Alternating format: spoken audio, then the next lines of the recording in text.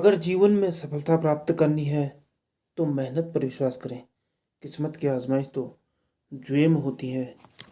इसी मोटिवेशनल विचार के साथ शुरू करते हैं आज की करंट अफेयर की वीडियो।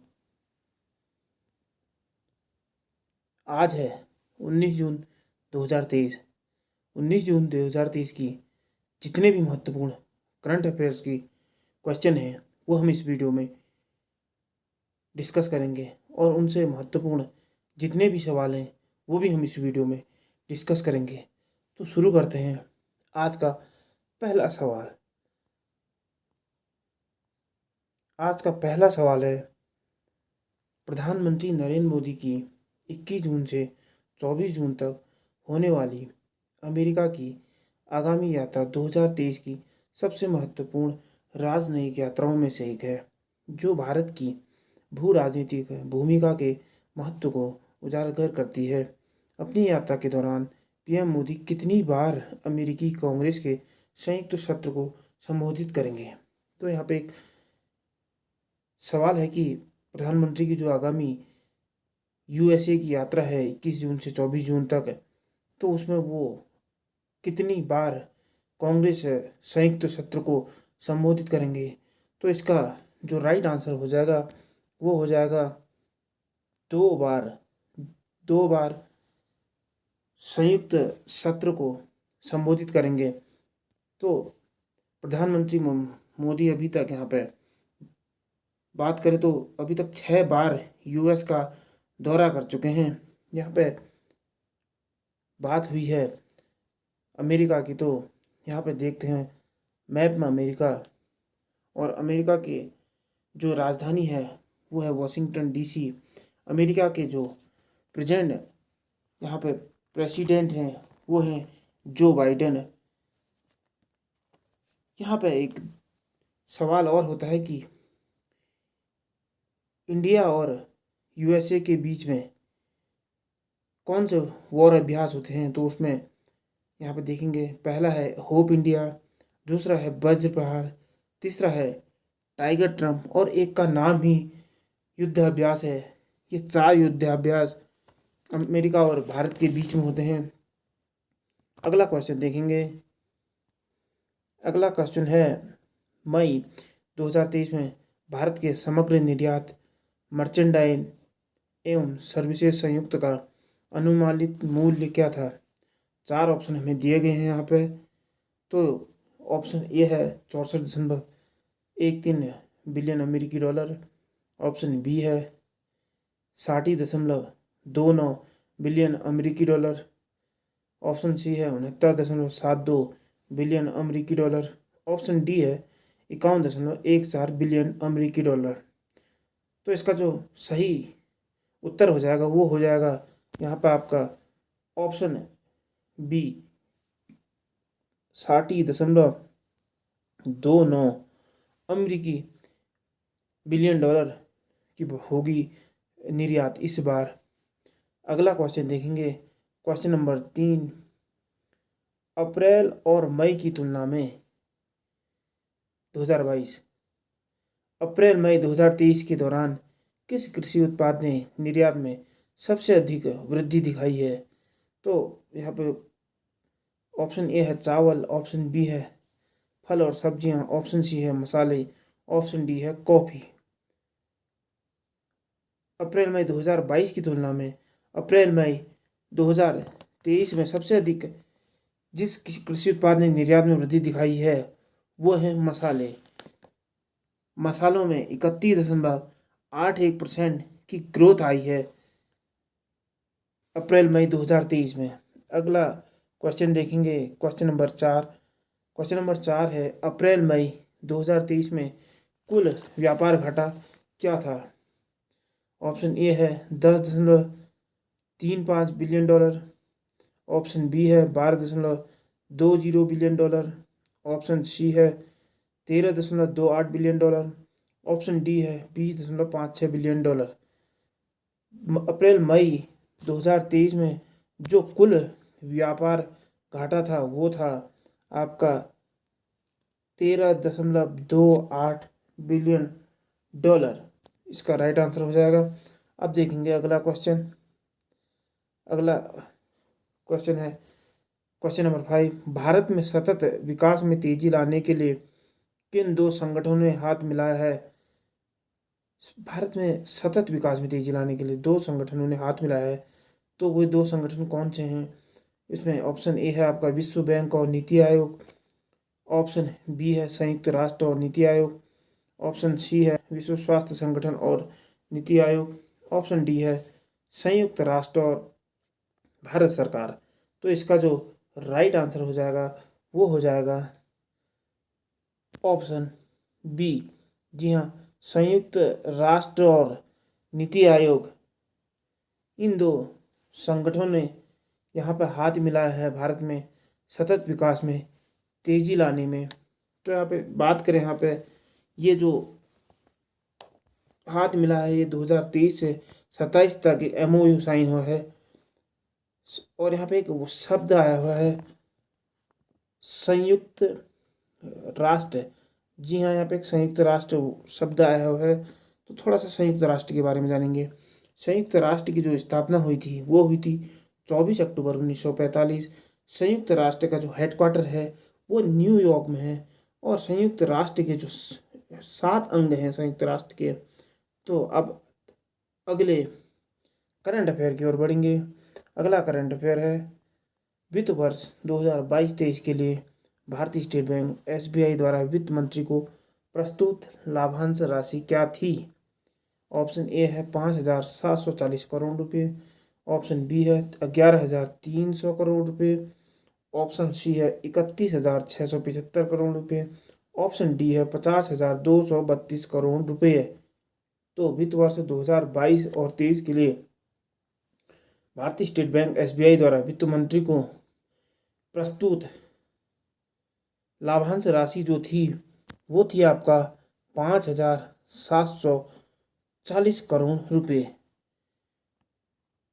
इसमें देखेंगे हल्का सा यहाँ पे एक शब्द आया हुआ है SBI यानी कि स्टेट बैंक ऑफ इंडिया। तो इसकी जो स्थापना हुई थी वो हुई थी 1 जुलाई 1955 को। इसका जो हेडक्वार्टर है वो मुंबई में है। और इसके जो अभी चेयरपर्सन हैं वो हैं दिनेश कुमार खारा। और यहाँ पे जो बात हुई है वित्त मंत्री, तो हमारी अभी जो वित्त मंत्री हैं वो हैं आपकी निर्मला सीतारमण। अगले करंट अफेयर की ओर बढ़ेंगे। अगला करंट अफेयर है इंडियन ओवरसीज बैंक IOB द्वारा शुरू की गई योजना का नाम क्या है, जो ग्राहकों को अपने बचत खाता संख्या के रूप में किसी भी नाम को चुनने में की अनुमति देता है? ऑप्शन ए है मेरा नाम मेरा खाता, ऑप्शन बी है खाता संख्या व्यक्तिकरण, ऑप्शन सी है अनुकूलित बैंकिंग ID, ऑप्शन डी है मेरा खाता मेरा नाम। तो इसका जो सही आंसर हो जाएगा वो हो जाएगा ऑप्शन डी मेरा खाता मेरा नाम। जी हाँ, इंडियन ओवरसीज बैंक इस यह योजना जो है ये ग्राहकों को अपने सभी बैंकिंग लेन देन के लिए अपनी खाता संख्या के रूप में कोई भी नाम चुनने की अनुमति देती है। अब यहाँ पे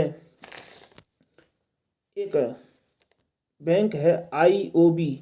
तो हम IOB के बारे में जानेंगे कि IOB बैंक क्या है। IOB इंडियन ओवरसीज बैंक, इसकी जो स्थापना हुई थी वो हुई थी 10 फरवरी 1937 में। इसके जो अभी CEO हैं वो हैं अजय कुमार श्रीवास्तव। और इसका जो हेडक्वार्टर है वो चेन्नई में है। अगला करंट अफेयर देखेंगे। पूरे वित्त वर्ष 2022-23 के लिए SBI का शुद्ध लाभ क्या था? ऑप्शन ए है 5,232.45 करोड़ रुपये, ऑप्शन बी है 31,675.98 करोड़ रुपये, ऑप्शन सी है 50,232.45 करोड़ रुपये, ऑप्शन डी है 740 करोड़ रुपये।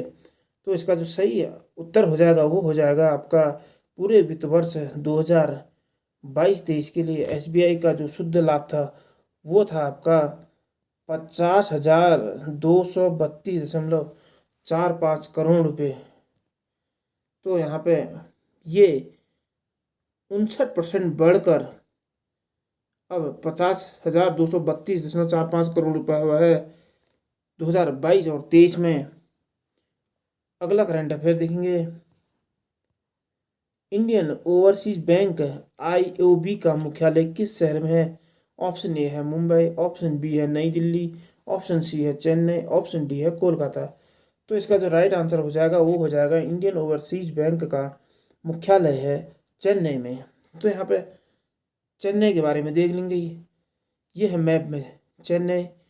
चेन्नई की जो चेन्नई तमिलनाडु, तमिलनाडु की जो राजधानी है वो है चेन्नई। तमिलनाडु के जो सीएम हैं वो हैं M.K. स्टालिन। तमिलनाडु के जो गवर्नर हैं R.N. रवि हैं। तमिलनाडु के बारे में हमें इतना कुछ पता चलता है। अब जाके हम देखें अगला क्वेश्चन। अगला क्वेश्चन है वाई ब्रेक ऑफिस चेयर पर योग प्रोटोकॉल किसने पेश किया है? यहाँ पर 4 ऑप्शन हमें दिए गए हैं। पहला है स्वास्थ्य मंत्रालय, दूसरा है वित्त मंत्रालय, तीसरा है आयुष मंत्रालय और चौथा है मानव संसाधन विकास मंत्रालय। तो सबसे पहले ये जानते हैं कि वाई ब्रेक होता क्या है। अब ये वाई ब्रेक है क्या? तो ये है काम के बीच में ऑफिस में ही छोटे छोटे ब्रेक लेकर अपनी चेयर पर ही योगा करना है, इसे कहते हैं वाई ब्रेक। ये कहा जाता है वाई ब्रेक। तो इस प्रोटोकॉल को पेश किसने किया है? तो इसका जो राइट आंसर हो जाएगा वो हो जाएगा ऑप्शन नंबर सी, आयुष मंत्रालय ने इस वाई ब्रेक प्रोटोकॉल को पेश किया है। अगला करंट अफेयर देखेंगे। किस संस्थान ने वाई ब्रेक ऑफिस चेयर पर योग प्रोटोकॉल विकसित करने के लिए आयुष मंत्रालय के साथ सहयोग किया है? ऑप्शन ए है भारतीय आयुर्विज्ञान अनुसंधान परिषद ICMR, ऑप्शन बी है राष्ट्रीय मानसिक स्वास्थ्य एवं तंत्रिका विज्ञान संस्थान निम्हांस, ऑप्शन सी है मोरारजी देसाई राष्ट्रीय योग संस्थान, ऑप्शन डी है केंद्रीय योग एवं प्राकृतिक चिकित्सा अनुसंधान परिषद CCRYAN। तो इसका जो राइट आंसर हो जाएगा वो हो जाएगा ऑप्शन सी, मोरारजी देसाई राष्ट्रीय योग संस्थान ने आयुष मंत्रालय के साथ सहयोग करके प्रोटोकॉल विकसित किया है वाई ब्रेक। अब यहाँ पे थोड़ा सा बात करेंगे कि मोरारजी देसाई राष्ट्रीय योग संस्थान का नाम आया है, तो इसके जो संस्थापक थे या खोजकर्ता थे वो थे श्री स्वामी धीरेन्द्र ब्रह्मचारी। इनका जो जन्म हुआ था वो हुआ था 12 फरवरी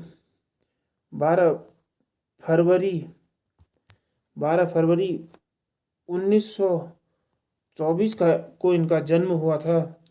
और इनकी जो मृत्यु हुई थी वो हुई थी 9 जून 1994 को इनकी मृत्यु हुई थी।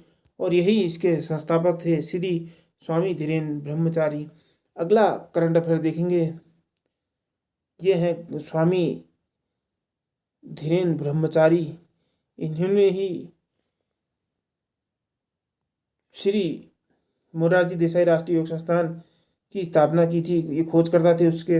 अब देखेंगे अगला करंट अफेयर।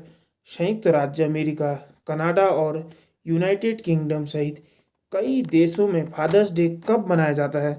तो यहाँ पर अगर देखेंगे इस बार का जो फादर्स डे मनाया गया था वो 18 जून को मनाया गया था। अब फादर्स डे के बारे में हम देखेंगे यहाँ पे कि फादर्स डे मनाया किस हिसाब से जाता है। हर साल जून महीने के तीसरे रविवार को फादर्स डे मनाया जाता है। जी हाँ, जून महीने के तीसरे रविवार को हर साल फादर्स डे मनाया जाता है। अगला करंट अफेयर देखेंगे। जूली लद्दाख आउटरीच कार्यक्रम के हिस्से के रूप में 5000 किलोमीटर मोटरसाइकिल अभियान को किसने हरी झंडी दिखाई है? इसमें है आपका पहला ऑप्शन है vice admiral Jasjit Singh, B general Manoj Pande, C Rajnath Singh, D chief marshal VR Chaudhary. तो ये जूली लद्दाख पहले है क्या? सबसे पहले समझेंगे कि जूली लद्दाख है क्या, इसको जानना जरूरी है। तो जूली लद्दाख है एक इंडियन नेवी ने एक प्रोग्राम निकाला है ये लद्दाख में। इसमें होता क्या है कि इंडियन नेवी के बारे में जागरूकता बढ़ाने के लिए और ज़्यादा से ज़्यादा यूथ को अपनी ओर आकर्षित करने के लिए एक बाइकर रैली का आयोजन किया गया है जून 15 से। उसे ही यहाँ पे जूही लद्दाख कहा गया है। और इसके जो हरी झंडी दिखाई है वो दिखाई है आपका option A, vice admiral vice admiral vice admiral Sanjay Jasjit Singh ने इसको हरी झंडी दिखाई है। अगला क्वेश्चन देखेंगे। अगला क्वेश्चन है, रेगिस्तानीकरण और सूखे के खिलाफ अंतर्राष्ट्रीय दिवस 17 जून को आयोजित एक वार्षिक पालन है। इस वर्ष के लिए मरुस्थलीकरण और सूखे का मुकाबला करने के लिए विश्व दिवस का विषय क्या है? तो इसका जो राइट आंसर हो जाएगा वो हो जाएगा एक लचीला भविष्य के लिए सतत भूमि प्रबंधन, बी मरुस्थलीकरण और सूखा एक वैश्विक चुनौती, उसकी भूमि उसके अधिकार, भूमि बहाली के माध्यम से जलवायु परिवर्तन का मुकाबला करना। तो इसका जो क्वेश्चन नंबर सी है 14 है, उसका जो राइट आंसर हो जाएगा उसका हो जाएगा उसकी भूमि उसका अधिकार। बिल्कुल। अगला देखेंगे, आज का अंतिम क्वेश्चन है, आरबीआई रेमिट सर्वे के अनुसार 2020-21 में भारत में आवक प्रेक्षण में सबसे अधिक हिस्सेदारी वाला देश था। तो यह 4 ऑप्शन है यहाँ पे, संयुक्त राज्य अमेरिका, संयुक्त अरब अमीरात, संयुक्त यूनाइटेड किंगडम और सिंगापुर। जो इसका राइट आंसर हो जाएगा वो हो जाएगा आपका आरबीआई रेमिटिंग सर्वे के अनुसार 2020-21 में भारत में आवक प्रेक्षण में सबसे अधिक हिस्सेदारी वाला देश था संयुक्त राज्य अमेरिका। जी हाँ, ऑप्शन ए इसका राइट आंसर हो जाएगा। आज के करंट अफेयर्स की वीडियो में इतना ही। कल फिर से मिलेंगे।